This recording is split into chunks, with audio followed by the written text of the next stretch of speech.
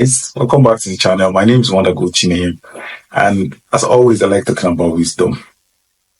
There is at the juncture of greatness is what I call integrity and skill. Psalm 74, David was, yes, Psalm 72, 74, thereabout. David was talking about how that Bible says he led them with integrity of his hand and the skill of his hands. Integrity of his heart and the skill of his hand. So it leads me to believe that at the juncture of leadership are two things: integrity of heart and skill of hands. And basically, skill of hand is not just that you have a capacity to do things. It means having an understanding of war, because life is a war, life is a war, which is why one of the best-selling books is Sun Tzu's Art of War. David said, "You are the Lord that teacheth my heart to war, teacheth my hands to war." The skill of hands could also mean the skill to war, because you're in a battle against life. So I'm going to talk to you about some of the things that I mentioned that are insightful from what I read from Sun Tzu's Art of War. It's everyday practical wisdom that every person in leadership settings, working in government, has to understand. Life is not fair, as they say. Life doesn't give you what you deserve. It gives you what you negotiate for. So life is a negotiation, and most of the best characters in scripture talk about Ruth, talk about Abigail, talk about Tamar, talk about Rahab, are people who understood the skill of negotiation. So let's talk about the piece de resistance, which is like the skill of hand. One, he says, numerical weakness comes from having to prepare against possible attacks, but numerical strength comes from compelling your adversary to make these preparations against us. That means if you're always on the defensive, you are more like things happen to you and then you react. You're already at a disadvantage. So I was thinking that when the Lord taught the Lord's Prayer, he says, lead us not into temptation, but deliver us from all evil. So delivery from temptation is a better place to be than saying deliver from all evil. A person that you already have numerical weakness, you're already at a disadvantage if you are always needing to be delivered from evil.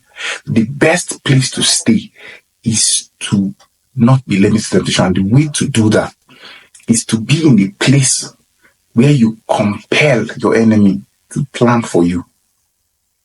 The wisdom of the just compels. That's what wisdom does. Number two, in making tactical dispositions, the highest pitch you can attain is to conceal them. Conceal your dispositions and you will be safe from the prying of the subtlest spies, from the machinations of the wisest brains. What does it mean to conceal your dispositions? The Bible talks about Esau and says, make sure that none is as godless as Esau, who for a morsel of bread sold his birthright. It means he had a disposition to anger. He felt hunger for him was a higher virtue than the birthright, which is why his brother knew to wait for him there and say, okay, you want my food? Give me your birthright. And he says, oh, what is it? While I'm dying. For him, hunger and life are like, I don't know, two parallels that cannot exist. You're either living or you're hungry. And for him, the understanding of that predisposition became a challenge. For David, it was propensity to liking women, and which is why even on his deathbed, we still had a lady keeping him warm. When your enemy senses your predisposition, it becomes easy. So we are not ignorant of the devil's devices, includes not allowing the disposition. Gideon needed to fight the Midianites, and somebody in the Midianite camp slept, dreamt, woke up, and in his dream he was narrating to his friend that he saw a loaf of barley bread roll into the camp and destroy them. And he said, this is none other than the sword of Gideon. And Gideon was passing by and heard it. The devil is not omnipresent. He begins to know your weakness from understanding your dispositions. 3, all men can see the tactics whereby I conquer, But what none can see is the strategy out of which victory is evolved. So you have people like Job who say, I made a covenant with my eyes not to look upon a woman lustfully. What people saw was godliness. It looked like, this man was godly. What they didn't see was the decision that eventually reflected that godliness. That decision is what we now know as the refusal to look upon a lady. For David, he said, thy word have I hid in my heart that I may not sin against thee. There is a decision that not everybody sees. But they see you are godly. But there's something that should drive that.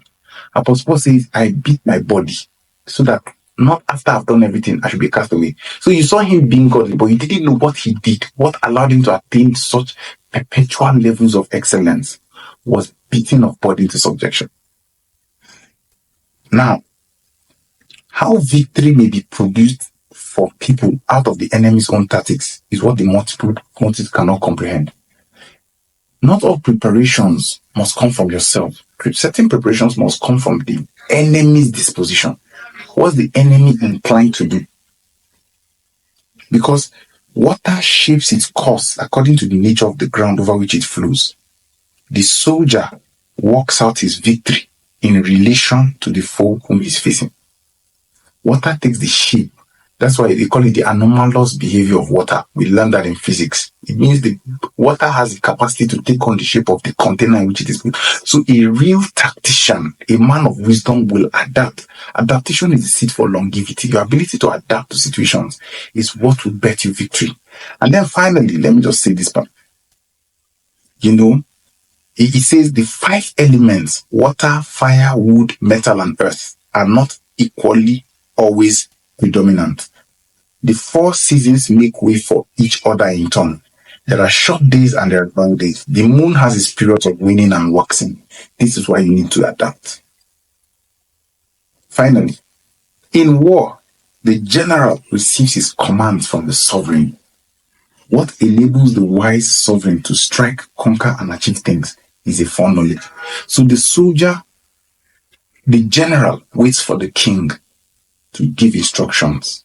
In war times, the general takes his instruction from the king. But what allows the king to give that instruction is a foreknowledge.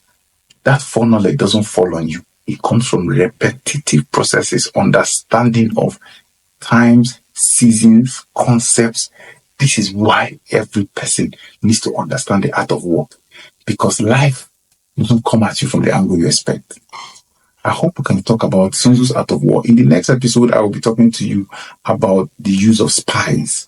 These are very important things, and it has become to the fore even as I begin to experience what it means to work in governmental circles. I hope this has blessed you. Thank you so much. See you in the next.